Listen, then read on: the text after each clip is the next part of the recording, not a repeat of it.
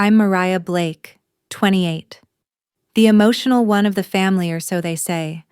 The conference room at the Courtyard Marriott smelled like too much perfume and not enough truth. Beige walls, chairs in a stiff circle, and a plastic fruit platter sweating under the fluorescent lights. There were 17 of them.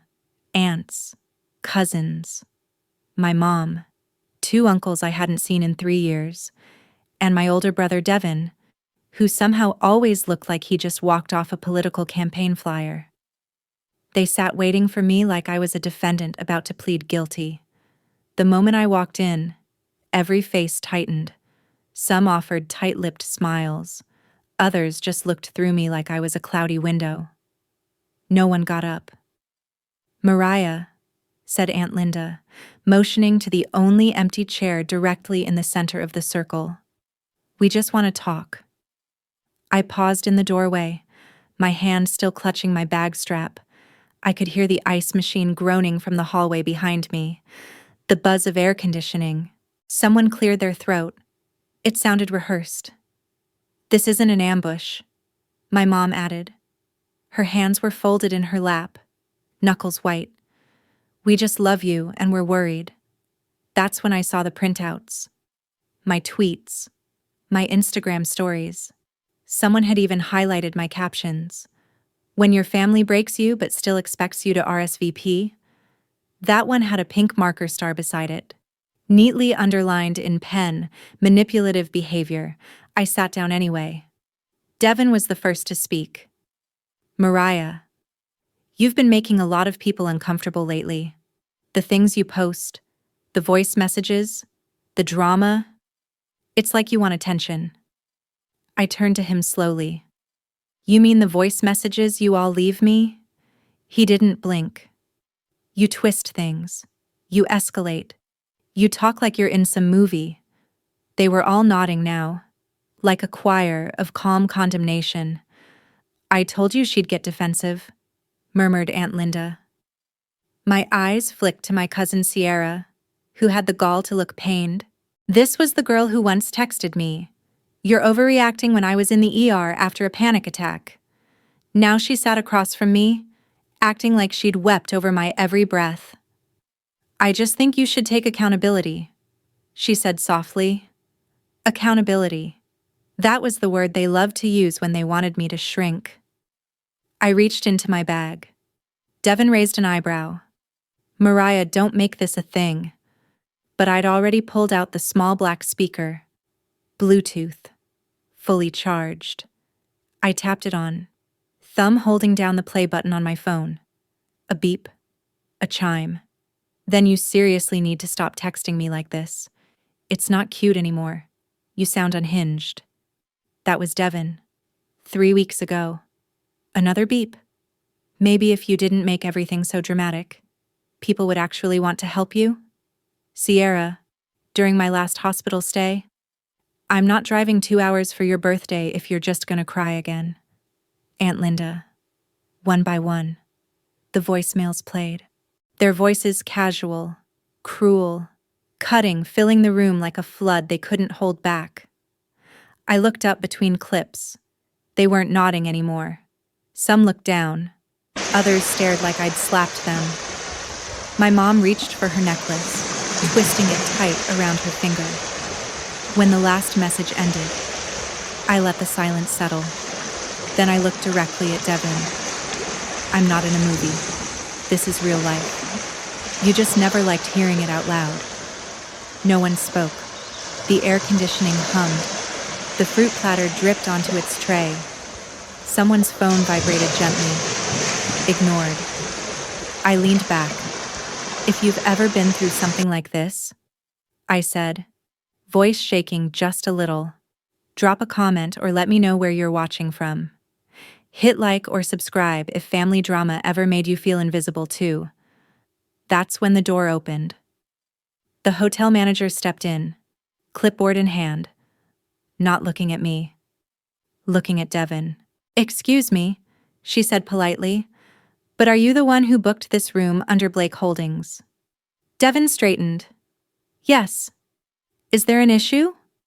She scanned her paper, Actually, it seems the corporate account was transferred this morning to Mariah Blake. She's the new primary contact. We were just confirming the catering invoice with her office. Devin blinked. Wait. What? She turned to me, smiling faintly. Ms. Blake, if you'd like anything changed about the setup, just let us know. I nodded once. Thank you. That'll be all. The manager left, and the silence after that, it wasn't judgment anymore. It was confusion. It was fear. And for the first time in years, they were all finally looking at me. Devin didn't say anything at first. His mouth opened, then shut, as if rebooting mid-sentence. I could see the wheels turning his brain trying to recalibrate the reality shift he hadn't seen coming. My mother, meanwhile, glanced at me with something between confusion and recognition. She wasn't used to seeing me like this.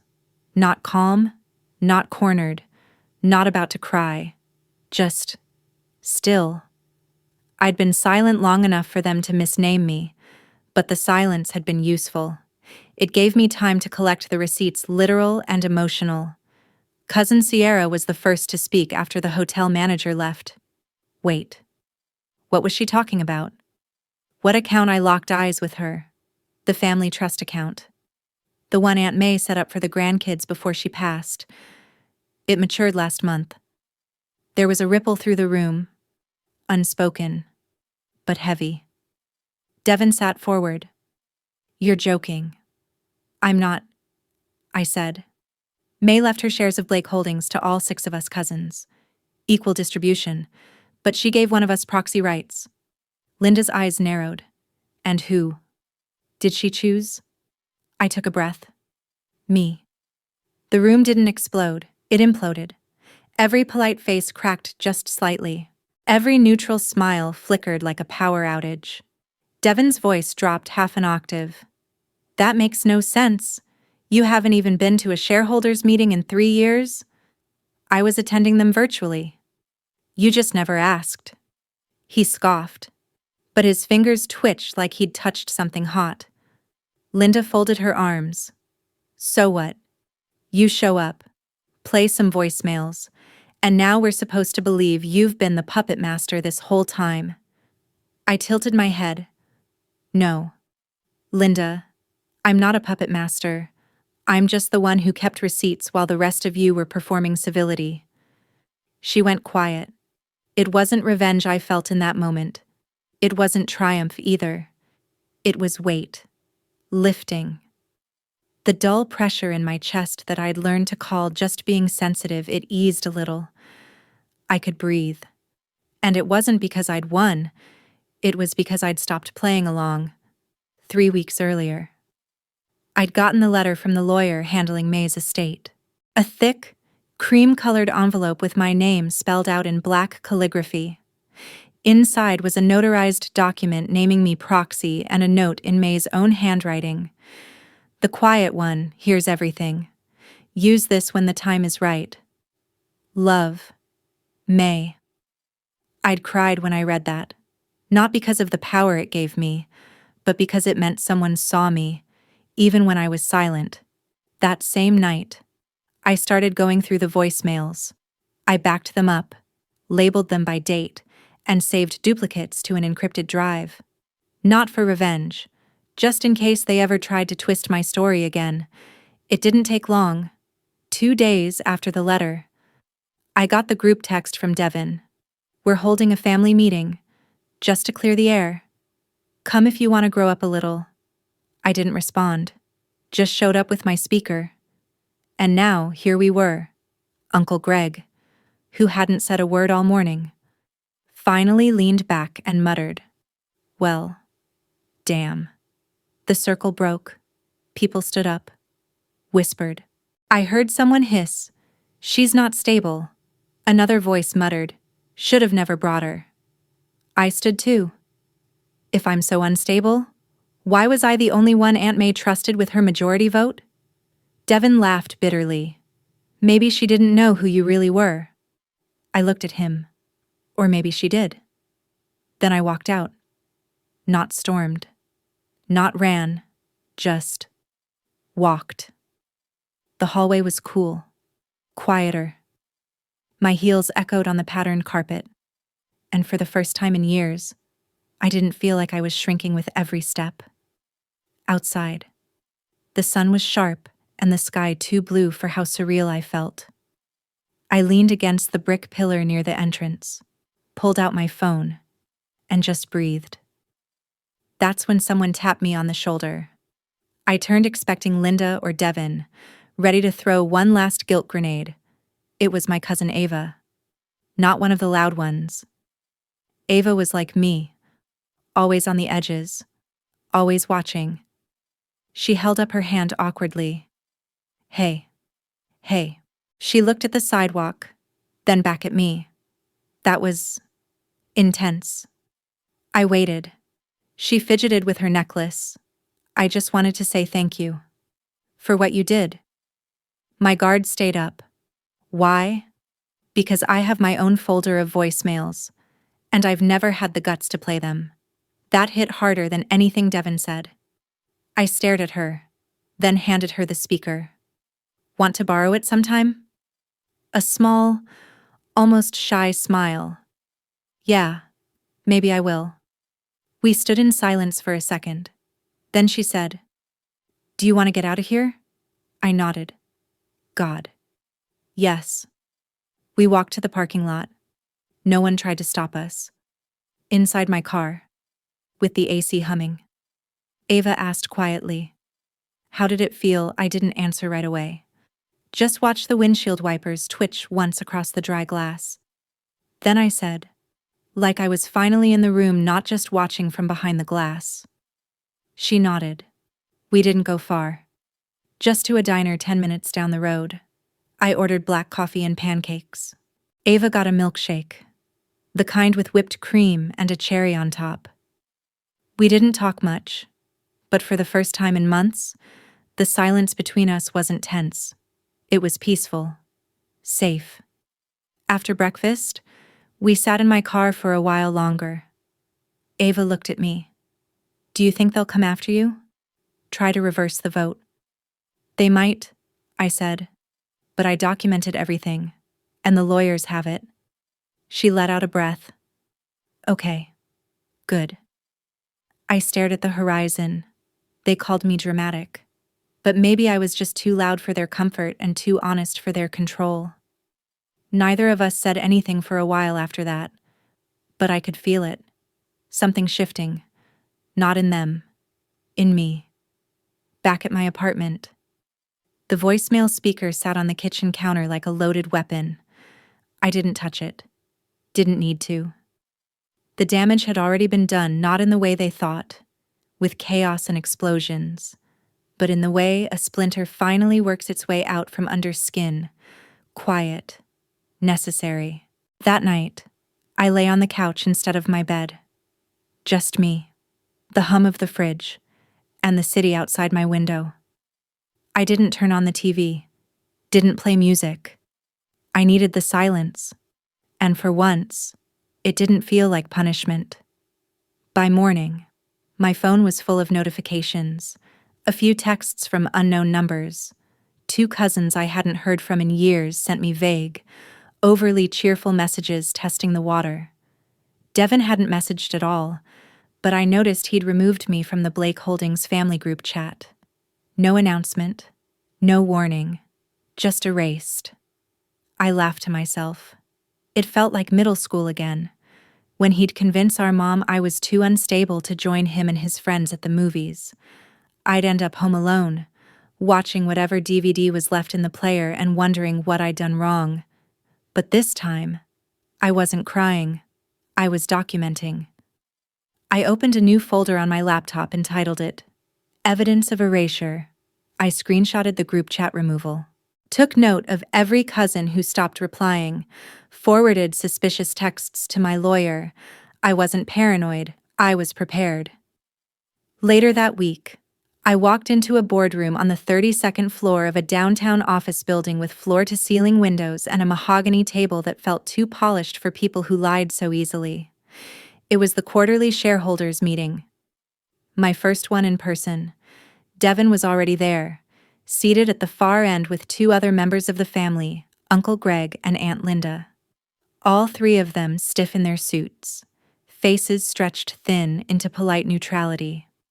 A younger man I didn't recognize stood beside the projector setup, nodding to himself as he adjusted a spreadsheet on the screen. I took the seat directly across from Devin. No hesitation, no invitation. "Mariah," he said flatly, "didn't think you'd show up in person. I figured it's time I stopped being the invisible vote." He didn't reply. The meeting opened with standard minutes and budget updates. But the tension built steadily, like a kettle beginning to hiss.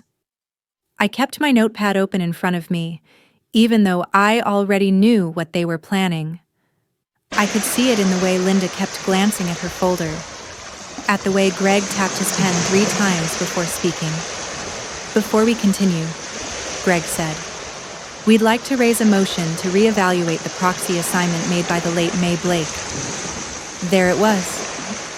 I tilted my head. Based on Linda spoke next, "There's concern that you're not emotionally impartial, that the role might be better suited to someone with more experience, more male energy." I interrupted, my voice steady. "Or is it just that I didn't ask for permission first?" Devin jumped in. "No one's trying to remove you. Mariah, we just want to make sure decisions are made for the good of the company, not for revenge." Revenge. There it was again. Their favorite way to frame my presence. As if I'd entered the boardroom with a dagger, not a document. I leaned forward. "You're worried about my emotions, but let's talk numbers." I opened my folder and slid a report across the table. "That's the Q4 performance of our outreach department. You've been bleeding funds into a marketing campaign that generated no real conversion. Meanwhile, I allocated a fraction of those resources into a digital campaign that increased engagement by 27% in 6 weeks. That was before I had voting power. Just me, pitching in from the outside." The man at the projector raised an eyebrow and adjusted his notes. I kept going. "If anyone's acting emotionally, it's the people who threw an intervention instead of picking up the phone to ask how I was actually doing." Silence. Greg cleared his throat. "This isn't personal. Mariah." I smiled. "To you. Maybe not." The motion to reevaluate the proxy was introduced. It failed by 1 vote mine. And because of the clause in May's will, mine carried double weight if the vote was tied. The motion died on the table, after the meeting, as everyone packed their bags and closed laptops. The man at the projector, Derek, as I later learned, walked over. "That was surgical," he said, half amused. I shrugged. "I've had practice." He offered his hand. "Derek Langston. I'm the firm's new financial analyst. You and I should talk more. You clearly understand leverage." I shook his hand. It was firm, but not condescending. "Thanks, Derek." I just finally decided to stop letting people treat me like a footnote. When I left the building, the wind had picked up. It tugged gently at the hem of my coat. The city felt sharper, like I'd stepped into a different version of it, one where I wasn't just walking through shadows but creating them. That weekend, I drove to May's old house. It had been left to the family, though no one had dared to touch it yet. It sat on a quiet stretch of land just outside the city white porch, creaking steps, ivy climbing up the siding. I let myself in with the key I still had. The air inside was thick with dust and memories. Sunlight filtered through sheer curtains, catching particles in gold strands. I walked through the room slowly, running my fingers along familiar door frames. The floor still creaked in all the same places. In her study, I found a letter I hadn't seen before, folded neatly inside a cookbook. It wasn't addressed to anyone. It simply read, "They will only call you dramatic until they see you win. Don't hand them your softness if they won't protect it, but never lose it, either." I folded the letter back, placed it in my coat pocket. I stood there for a while, looking around the room, not knowing what I was waiting for. Maybe nothing. Maybe just a moment to exhale. My phone buzzed. A new voicemail. I didn't check who it was. Just played it. Mariah. It's Mom. I don't know what to say. I guess I didn't know everything. Maybe I didn't want to.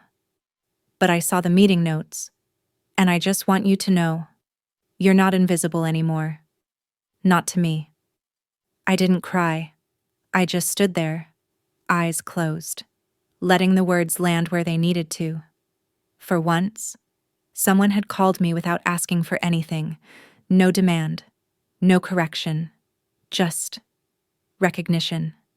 And that, somehow, felt louder than every voicemail I'd ever saved. By Monday morning, I was back in the office, not my family's office. Their world was polished glass and padded chairs. Mine was a cramped third-floor co-working space with a window that overlooked a brick wall and a half-dead fern in the corner no one claimed. But it was mine. My consulting business had been quiet lately. I'd turned away a few clients during the family fallout, mostly to protect my own bandwidth. But I wasn't worried. The silence felt more like incubation than failure. Something was shifting beneath the surface. I could feel it. I pulled out my laptop and opened my inbox. 32 unread messages. One caught my eye. Subject: private inquiry regarding strategic brand revival. The sender: Derek Langston. I clicked. Mariah. I know it's last minute, but I just sat in on a meeting with a startup in trouble, talented founders. Zero sense of market psychology. They need someone who understands narrative and pressure points. You were the first name I thought of. Want to join me for the consult? No suits required. Derek. I smiled. Not because of the opportunity, but because someone saw exactly what I brought to the table and named it. Not emotional intelligence, not instinct, narrative and pressure points. I replied with one word: absolutely. That afternoon, we met at a minimalist startup hub across town, all concrete floors and motivational posters like "Fail Forward" and "Disrupt Yourself." The founders were two 20-somethings in identical hoodies who looked equally terrified and over-caffeinated. Their startup was a mental wellness app targeting young men, but the branding was all soft pastels and generic affirmations. Nothing landed. Nothing provoked. It felt like something built to be approved by HR, not downloaded by anyone in pain. Derek introduced me quickly. Mariah is a narrative strategist. She's here to help us understand what's not being said. The taller founder, Reed, gave me a skeptical smile. So, you write taglines? I leaned forward. No, I write war maps. You have a product for men who won't go to therapy. Your first mistake is thinking they want to feel better. They don't. They want to feel powerful again. You're selling lavender when what they need is steel. He blinked, then scribbled something down. For the next hour, I dismantled their soft approach, not by being aggressive but by revealing the quiet truth: most men in their market didn't want help. They wanted language that made strength sound like healing, not surrender. I watched as their resistance turned into curiosity into trust. When I left, Reed followed me out and said, "Honestly, you made me rethink everything. You didn't try to please us. You just said it." I nodded. That's what no one did for me. The next few weeks passed like a series of soft landings. Derek brought me into 2 more projects. Word spread. People started asking about the girl who dismantled her own family with nothing but receipts and composure. But it wasn't about the buzz. It was about something subtler. I was being invited. Not tolerated. Not asked to prove myself. Invited. Then came the message I didn't expect. It was from Devin. "Mariah, if you're free sometime soon, I'd like to talk." No group. No setup. Just us. I think I got some things wrong. I stared at the message for a full 10 minutes before answering. Coffee. Wednesday. Your treat. When Wednesday came, I chose the place. A small cafe near the river. All exposed brick and iron chairs. Devin arrived 5 minutes late. No tie, which was its own small miracle. He looked tired in a way I hadn't seen before, less curated, more real. He sat down slowly. You look good. I nodded. I feel clear. We both waited for the other to say something brave. He folded his hands. Look, I don't even know where to start. I've been trying to understand why May chose you, and I think I didn't want to. Because it messed with the story you built. I said. That I was unstable. That I wasn't strong enough to lead. He didn't deny it. You always made it sound like I was overreacting. I continued. Like my pain was a performance. But you never asked why I was performing in the first place. His face shifted. Something behind his eyes flickered. I thought I was protecting the family. But maybe I was just protecting my image of it. And maybe I was protecting myself by playing the villain you needed. We sat in silence.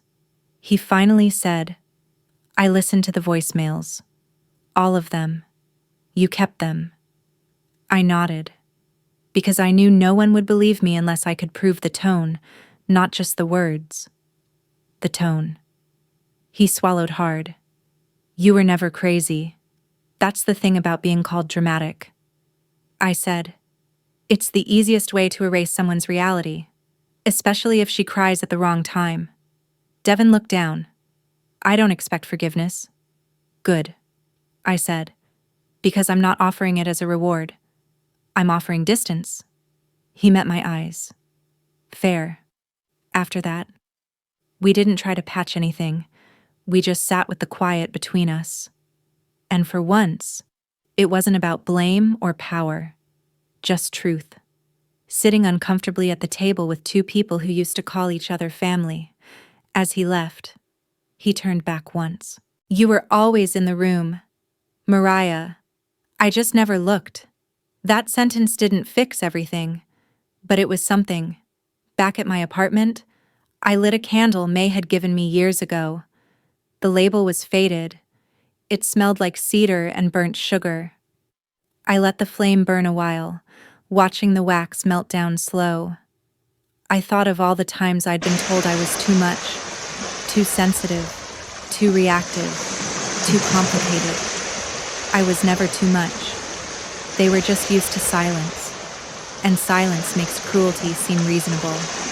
Now, the only silence I kept was intentional. I didn't need to raise my voice anymore. I was the room. The voicemail speaker was gone.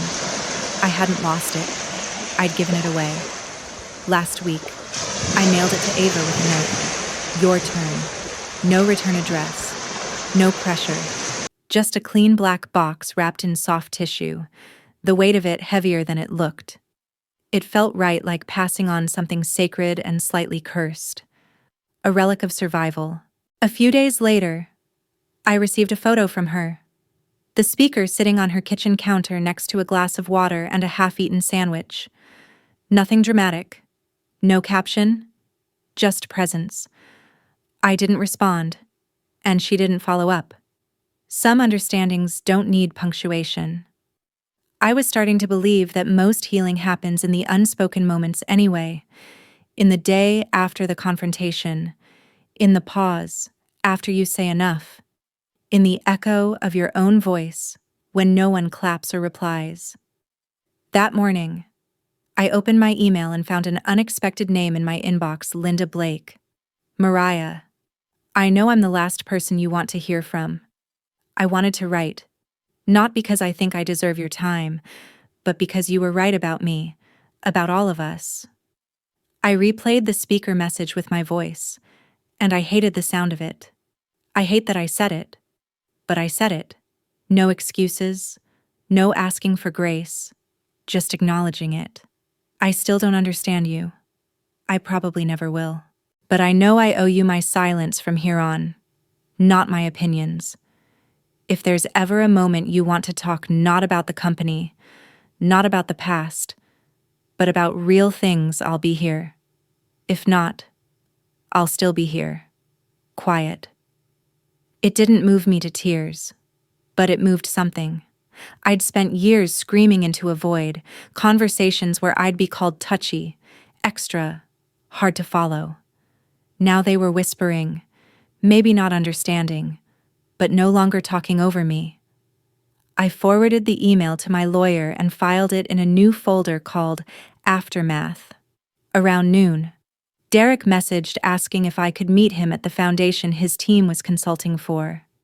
Something about legacy donors, emotional optics, and needing someone who understands performance without performing. That last part made me laugh. I met him on the front steps of an old stone building that used to be a church. Now it housed a youth arts program. Inside, there were oil paintings on brick walls, poems pinned to corkboards, and chalk lines still ghosting the hardwood from a recent play rehearsal. The meeting was with a board of trustees, a mixture of professors, lawyers, and one ex-TV anchor with too much blush and a permanently skeptical brow. Derek introduced me with a smile. This is Mariah Blake. She has a background in narrative design and cultural dynamics. She's not here to flatter you. She's here to tell you where you've gone invisible. A few of them chuckled nervously. I stood up. You're wondering what makes me qualified to critique your story. The truth is, I'm not. I'm just someone who learned the hard way how dangerous it is when people write your story without asking you. Silence. I gestured around the room. These kids, these walls, these programs, they're trying to say something. But your funding letters read like apologies. Your vision statements are safer than silence. You say accessibility, but forget to say power.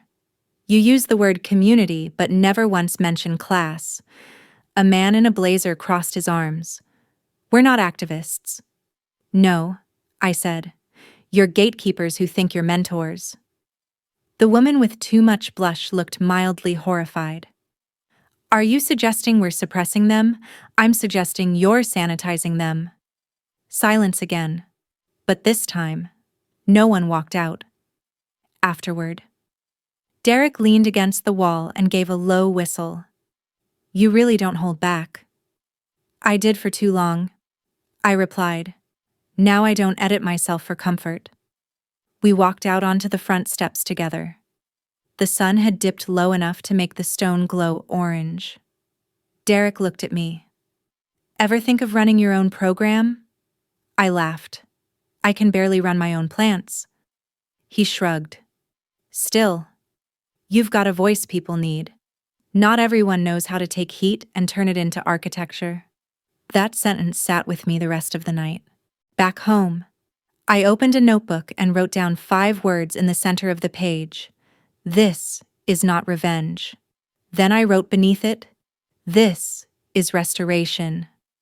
I thought about May, about her letter in the cookbook, about how she must have seen the fracture coming long before any of us admitted it.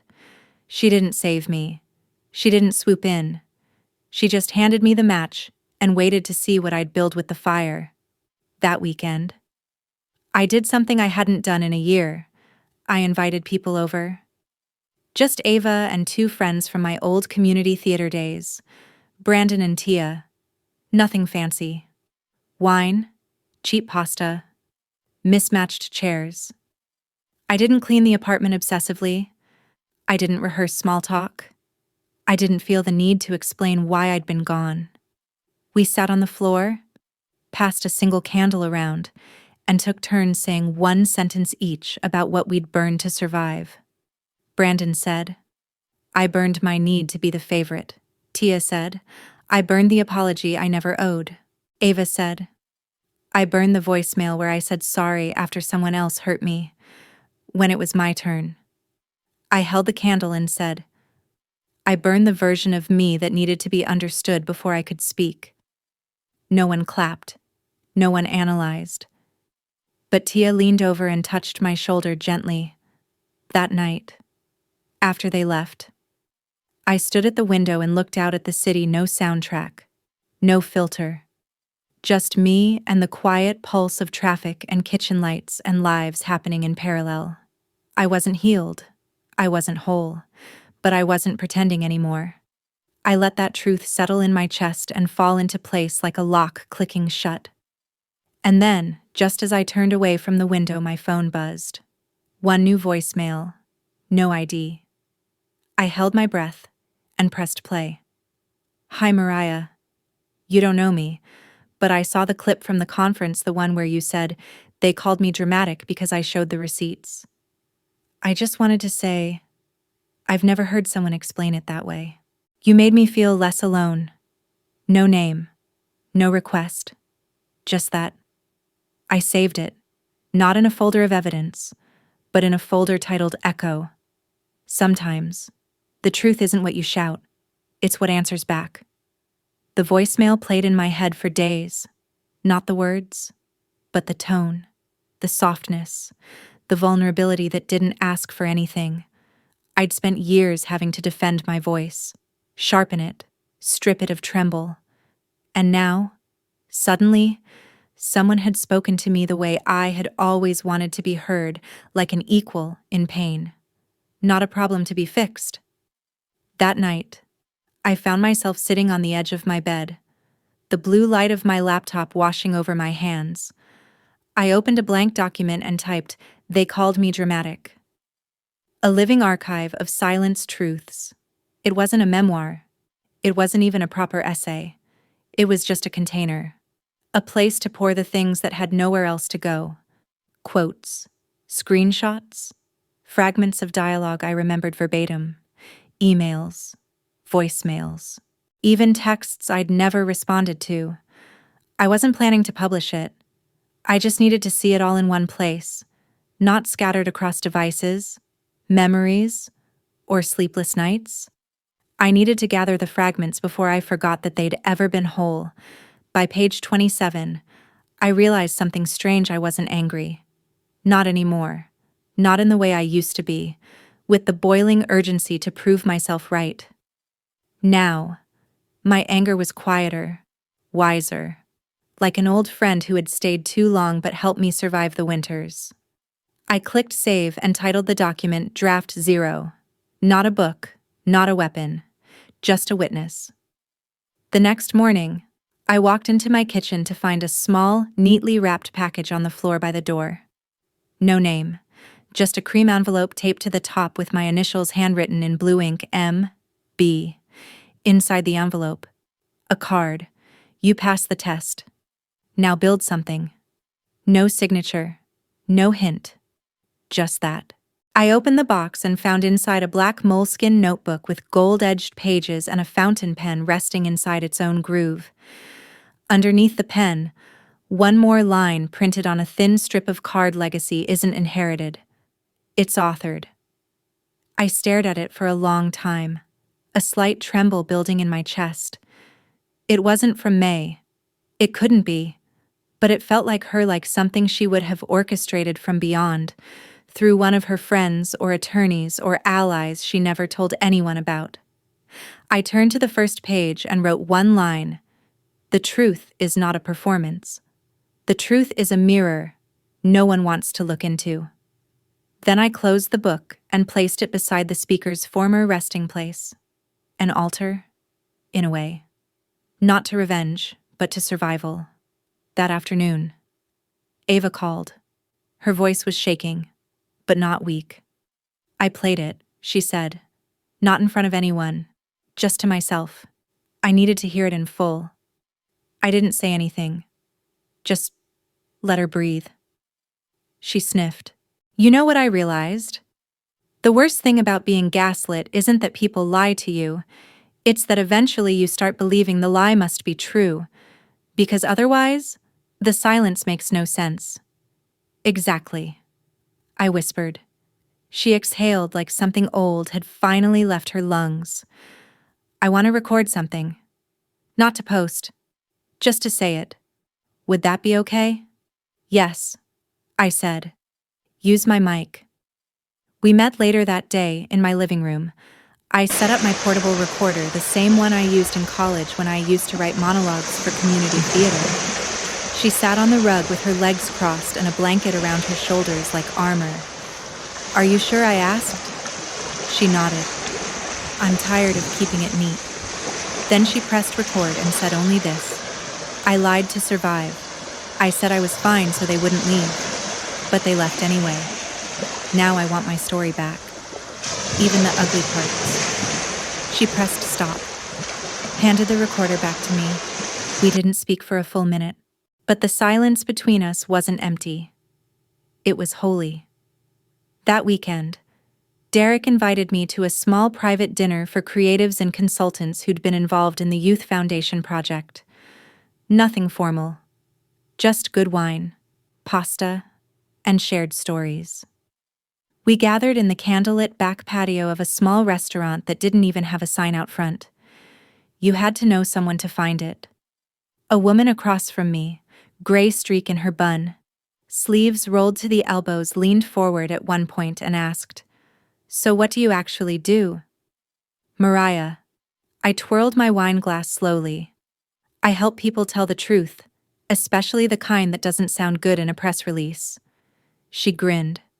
"So, you're an exorcist." The table laughed, but I didn't. I just looked at her and said, "Sometimes, yes." The conversation shifted to lighter things after that, but something lingered, a subtle awareness. Like they could see I wasn't just there to network or to be polite. I wasn't playing a part. I was being still. After dessert, Derek pulled me aside as we helped clear plates. "You know," he said, "I've seen a lot of people weaponize their pain. But you..." He paused, searching for the right word. "You made a toolbox out of it." That stayed with me. Later that night, I lay in bed replaying everything, not with anxiety, but curiosity. I wasn't bracing for impact anymore. I wasn't pre-writing apologies in my head. Instead, I kept hearing Ava's voice on the recorder. "Now I want my story back. Even the ugly parts." That's what it came down to. Not justice, not control, not vindication. Just the quiet power of reclaiming what was once stolen by silence. And not because someone handed it back. Because you walked in, took it off the shelf, dusted it off, and said, "This is mine now." Before I fell asleep, I opened my laptop and began writing again. Not about the intervention, not about the company shares, but about the look in someone's eyes when you finally tell the truth, and they can't blink it away. The look of someone realizing they never really knew you, and the look you give back calm, steady, whole. Not to say I told you so, but to say I told myself the truth anyway. 2 weeks after the dinner, I was invited to speak on a panel titled "The Unspoken in Storytelling." I almost didn't go. Not because I was nervous, though I was, but because I wasn't sure I believed in the premise. That people actually wanted to hear what's unspoken, that they wouldn't flinch when the raw pieces were brought into the light. But Derek had referred me, and the organizer sent a personal note. "You don't have to be polished. Just be honest. We've had enough panels about brand tone and voice. We want soul." So I showed up in a blazer over jeans, hair in a soft knot, speaker mic in my tote bag out of habit, not need. The event was hosted in a converted loft space, soft Edison bulbs hanging from exposed beams, mismatched chairs, an audience of about 50. Some wore name tags. Some looked like they'd just wandered in. I took my seat on stage beside 2 other panelists, a published poet and a retired trauma therapist who'd started writing short stories in her 60s. The moderator introduced us with warmth, but didn't waste time on fluff. "Let's start here," she said. "What's the most important truth you weren't allowed to say until recently?" There was a pause. The poet answered first. Something about not being allowed to name loneliness without someone trying to fix it. The therapist said that I loved my son, but I didn't like him for the first 2 years. The room laughed uneasily. Then it was my turn. I held the mic with both hands, like it might float away if I didn't anchor it. I wasn't allowed to say that I didn't feel safe with people who said they loved me. I said, silence. Then I continued. They used the language of concern, the tone of duty. But what I felt underneath was power. I was only lovable when I was manageable, and I stopped being manageable when I started asking them to hear me. The moderator blinked, then whispered into her mic, "Thank you." The audience didn't clap.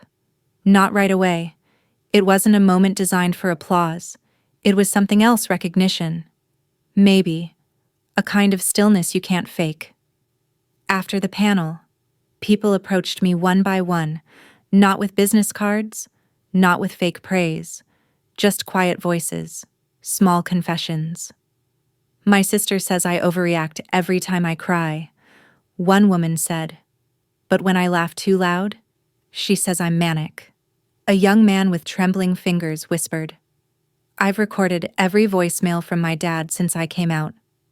Not to use against him, just to remember what it feels like to be erased in real time. I nodded. Keep them, even if you never listen again. He smiled. I already do. By the time I left the venue, I felt full. Not with validation, but with presence. Like every piece of me had been allowed in the room without having to argue for its right to exist. Back home, I poured a glass of water, sat by the window, and opened a blank page in my notebook. I wrote one sentence.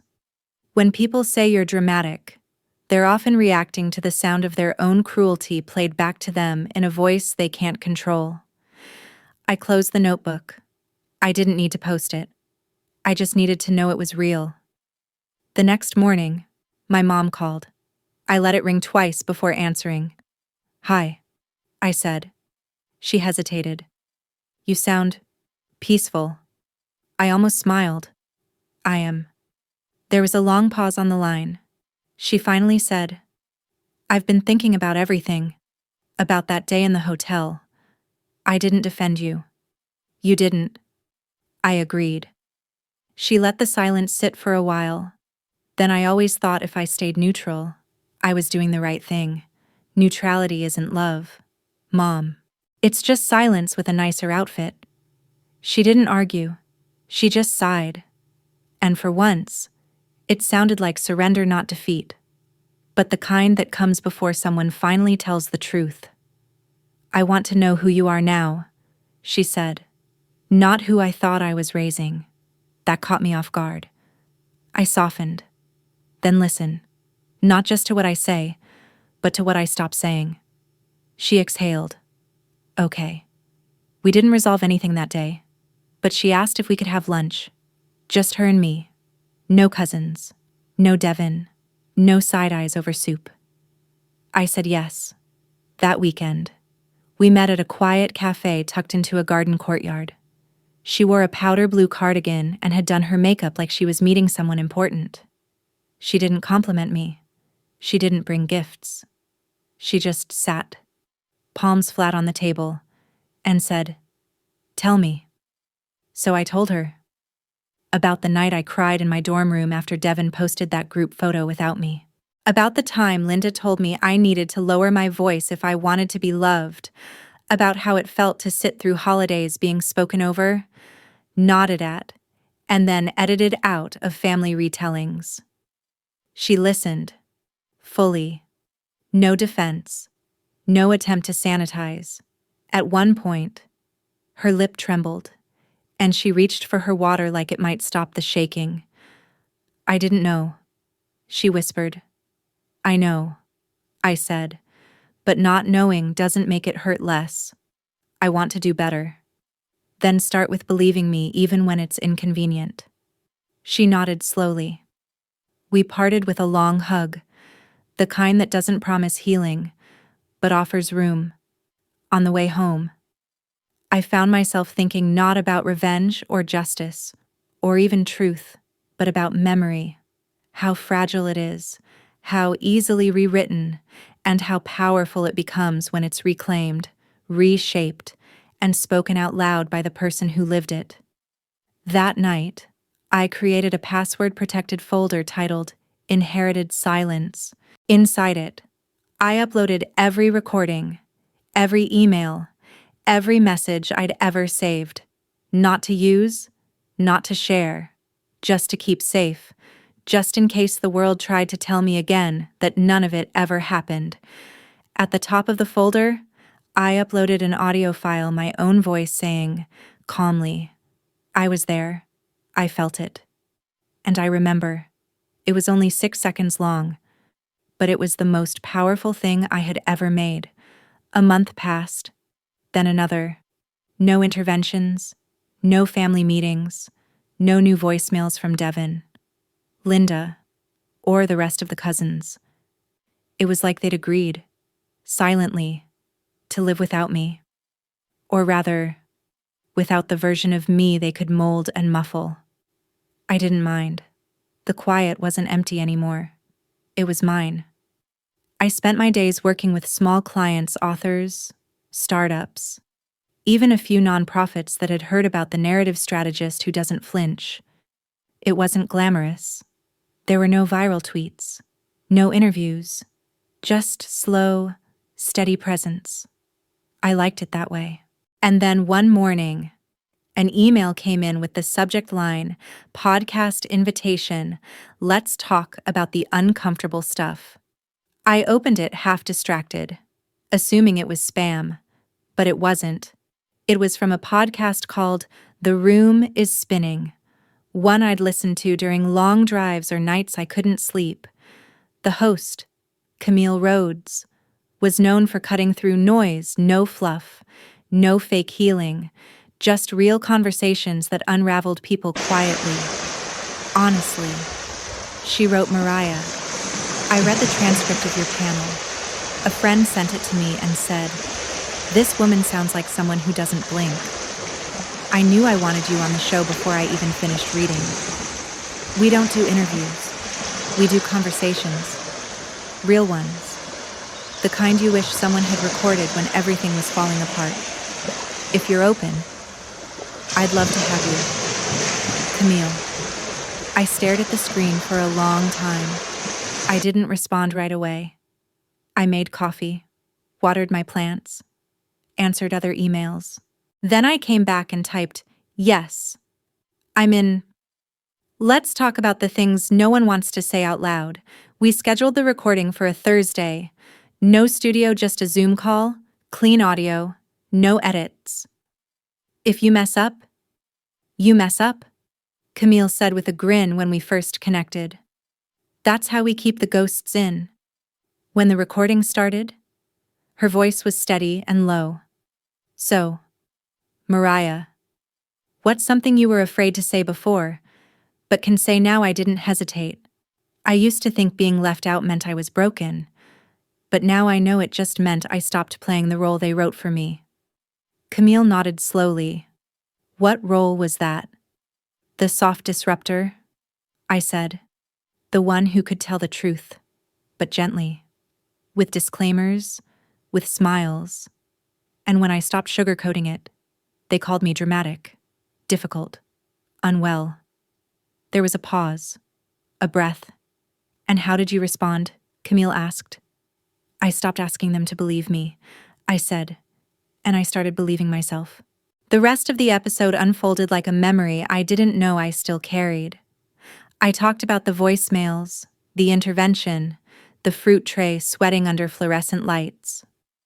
I mentioned May's letter, the silent apology from Linda, the whispered recording Ava made on my floor.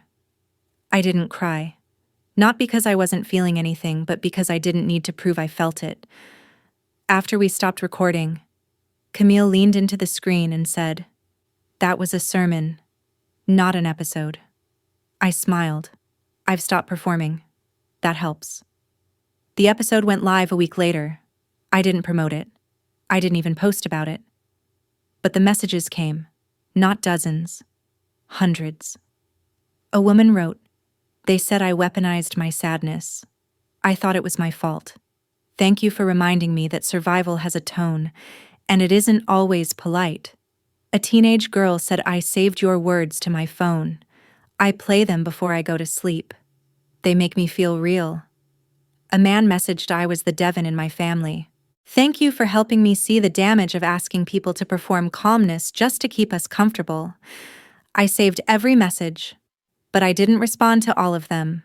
Not because I didn't care, but because I couldn't hold every story and stay upright.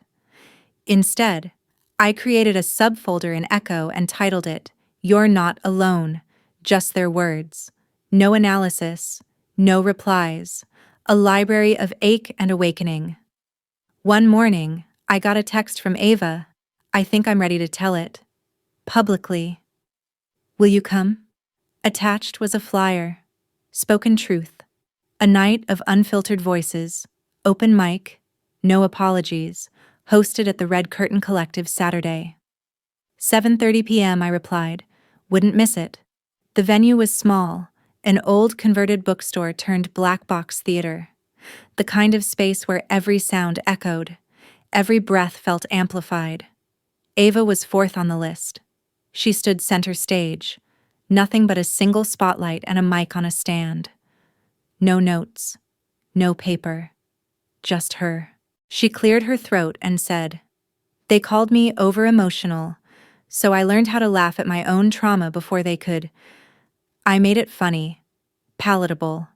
I turned it into content. But it wasn't a joke. Silence. I'm not here to blame them." She said, "I'm here because I finally know the truth. I wasn't too much. They were too practiced in denial."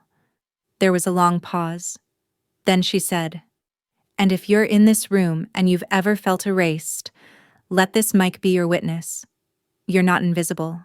You're just unedited." Applause. Loud.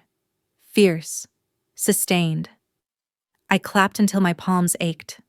Afterward, she came down the steps and hugged me. "You were the first person who let me be messy and still believed me," she whispered. I held her tighter. "You gave me the same." Outside the venue, the air was warm. Summer clung to the sidewalks, and people buzzed out into the street like static.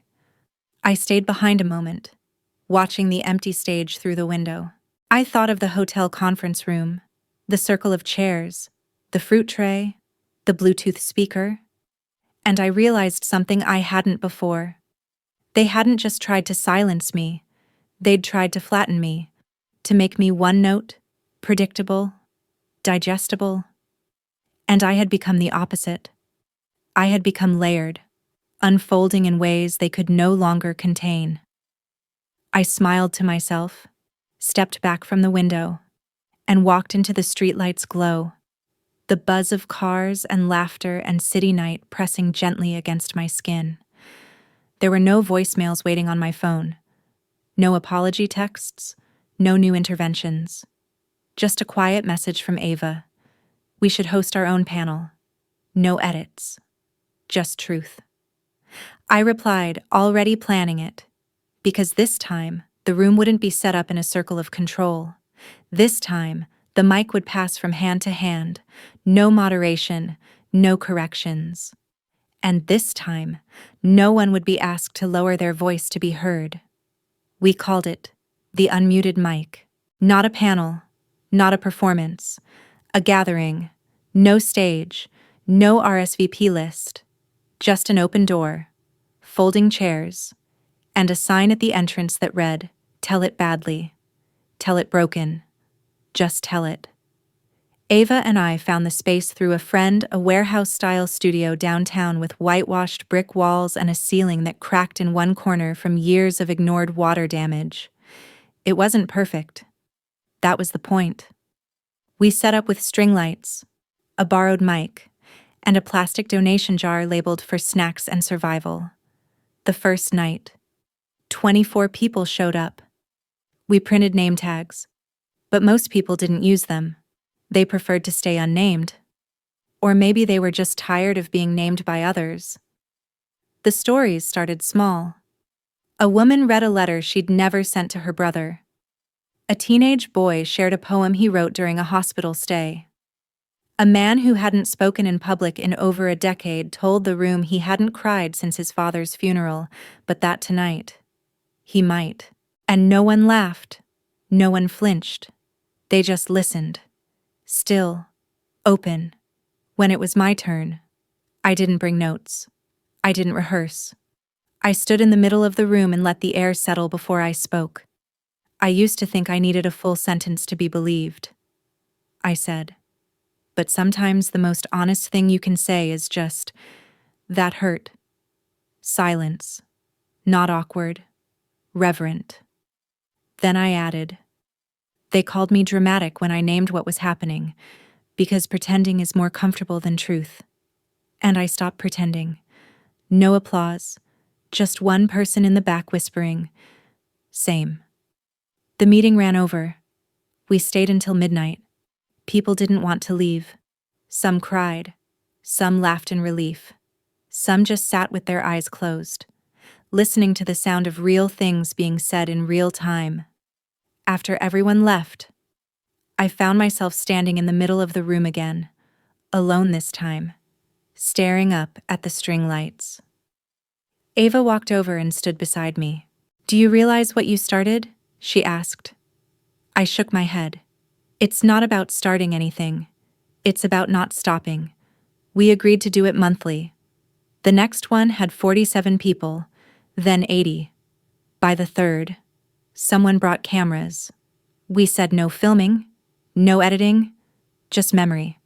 One night, a woman approached me after the event, late 40s, sharp eyes, trembling voice. "You're Mariah," she said, "the voicemail girl." I smiled. I guess that's one way to say it. She looked down at her hands. "My daughter said you made her feel brave enough to stop apologizing for crying at work." I nodded. "Then she's already freer than I ever was at her age." She took a breath. "Thank you." "No," I said. "Thank you for listening to her." That's where the cycle breaks. She walked away without saying anything else. Some moments don't need an ending.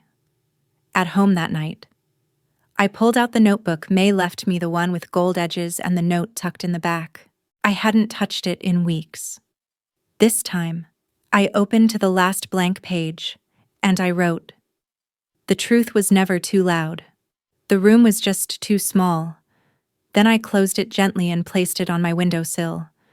The next day, a letter arrived in the mail, handwritten, no return address.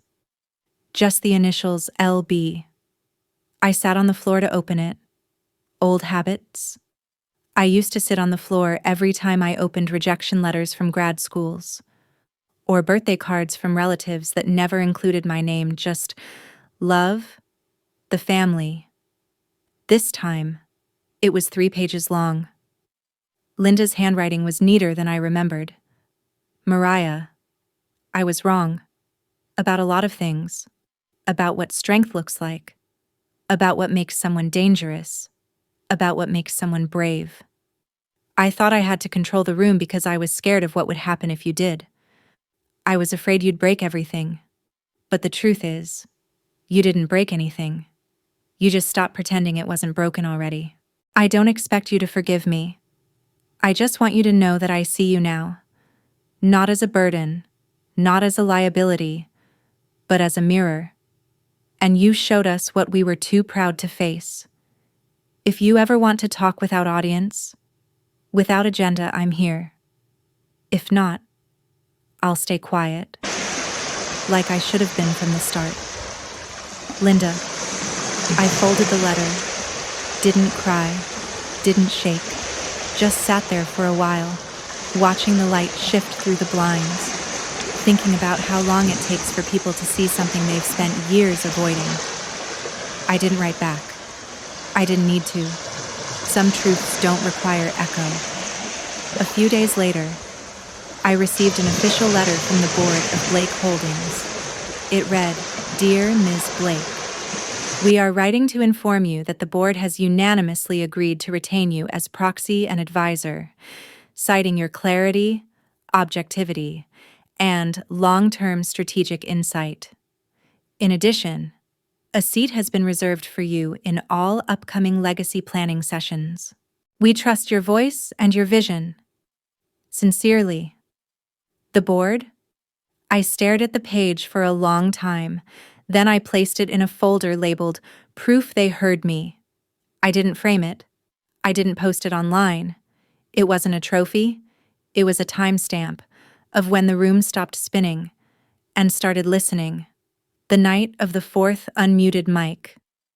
Ava pulled me aside and said, "You know you can rest now." Right. I laughed. Maybe, but I'm not tired. And I wasn't. Because for the first time in my life, my voice wasn't a warning sign. It was a welcome mat.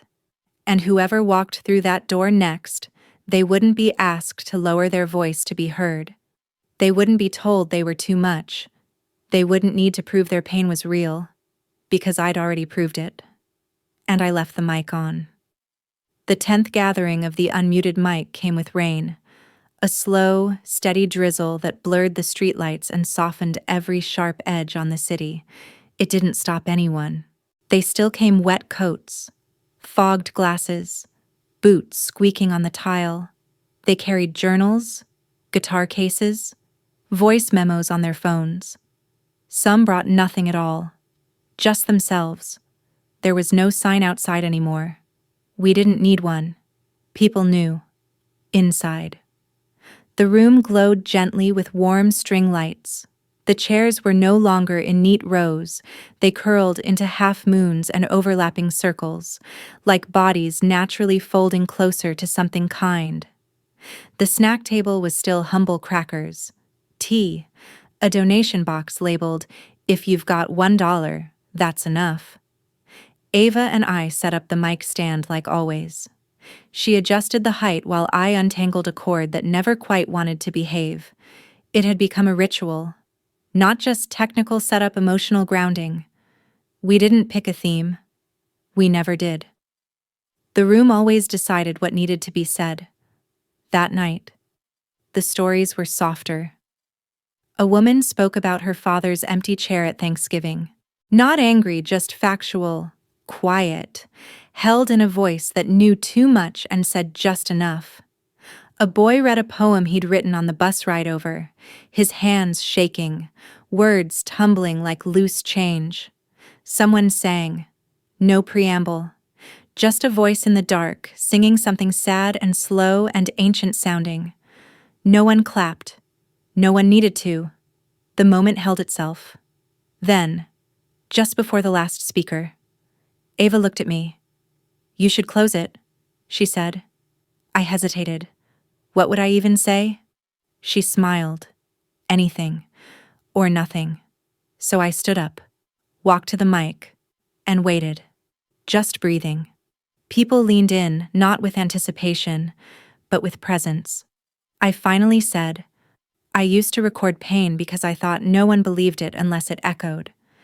But the older I get, the more I realize, some things don't need to be replayed to be real." I paused. I don't have a dramatic story tonight. No fresh betrayal. No moral twist. I just want to say this: I'm still here. Soft nods. A few tears. One whispered thank you from somewhere near the back.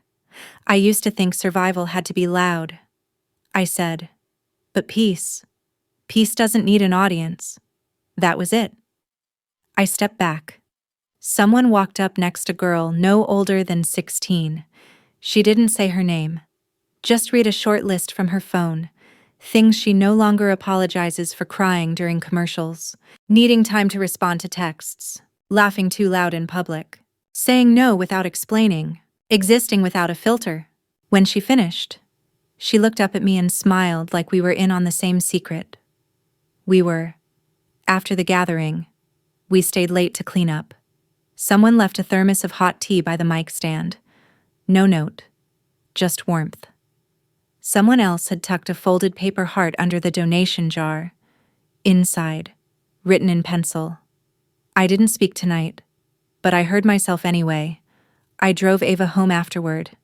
The rain had stopped, but the streets still shimmered. She leaned her head against the window. eyes half closed. "Do you remember?" she said quietly. "When they called you dramatic at the intervention, I nodded once." She turned to me. "What would you say now?" If they said it again, I smiled. Not bitter, not triumphant, just soft. I'd say, "Thank you." She blinked. "Seriously?" "Yeah," I said, because calling me dramatic was their way of confessing they heard me. They just didn't know what to do with the truth. Ava laughed, not mocking, just surprised. "You really have made peace with it, haven't you?" I didn't answer right away. I was watching the traffic light shift from red to green, the glow reflected on the wet asphalt. Then I said, "Not peace, just place." I found the right place for the pain, and once it had a home, it stopped screaming. The car was quiet after that, but not silent.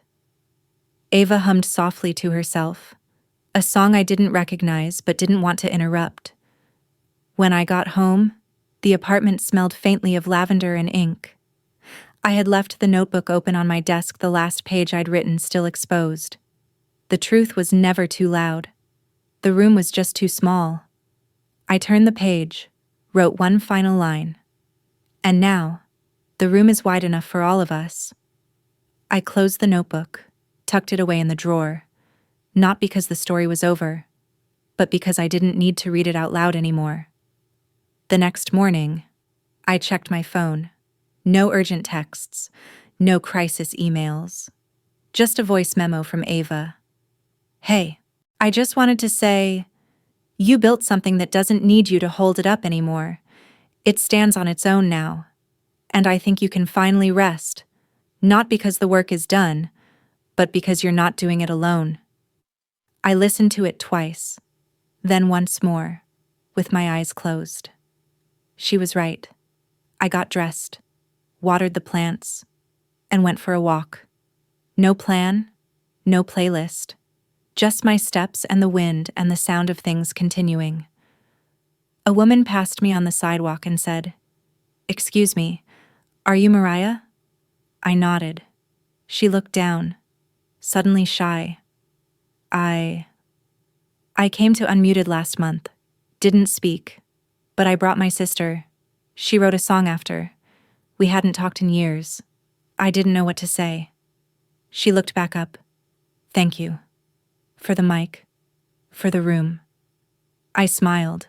"It's your room now, too." She nodded and kept walking. I stood still for a moment longer, letting the city pass me. No urgency, no spotlight, just stillness. I used to think power looked like someone listening to you. Now I know it's what happens after. When the room stays open, when someone else steps forward, when your voice isn't needed and that feels good. And in that moment, I understood the strange kind of peace I'd been walking toward all this time. Not closure, not resolution, just this: I told the truth. They heard it, and I'm still here.